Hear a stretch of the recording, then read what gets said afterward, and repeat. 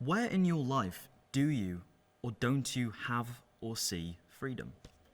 It's one of those things, I was thinking about this when I heard your questions before, and I actually think we're really fortunate because I think we've got freedom in pretty much everything.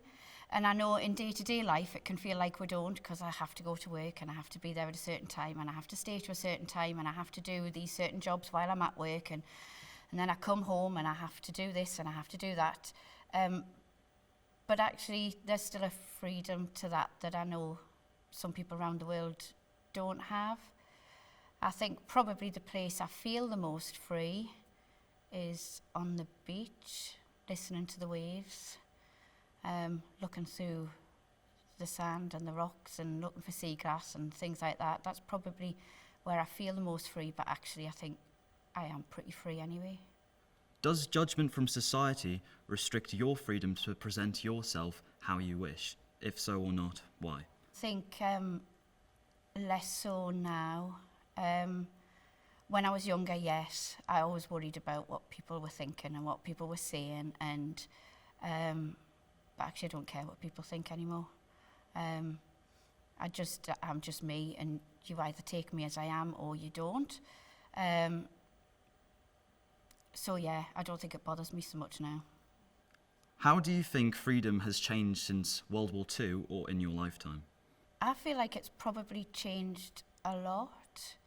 I'm the remembrance coordinator for the school I work in, and we do a lot of work in November around remembrance, and part of that has been a lot of sort of research and reading and things, and you know, even down to people that maybe weren't so affected by the war in this country, but they still had, you know, rationing, and they still had things going on. But then when you read about the horrors that were happening elsewhere around the world,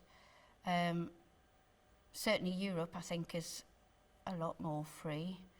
I think it still worries me when I look around the world at where people aren't so free. I think these things that happened in the Second World War are still happening in other places.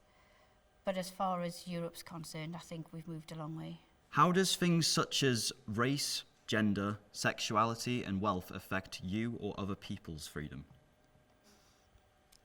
So as I mentioned before, I work in a school, and I've worked in schools for 25 years or something like that.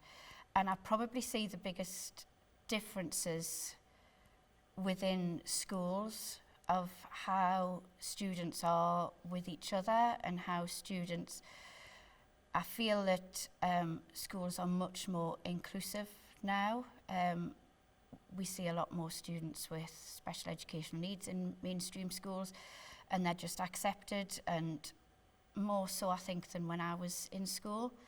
But we have a lot of students that come from around the world. We have refugees, we have you know, students whose parents have travelled for work, and again they're just accepted into the school. And yes, there are, you know, pockets of nastiness, but I think they're the exception and not the rule. Where I am and where I work, I don't think it really affects many at all. Maybe that's unfair. Maybe people will watch this back and say, well, I go to your school and I still feel that. But certainly the way I feel looking at it, people are much more open and prepared to talk about their sexuality, or prepared to talk about their race or where they're from, or things like that, and people are open to that. I mean, money can buy you most things, but I don't think it can buy you freedom. I think it makes your own cage.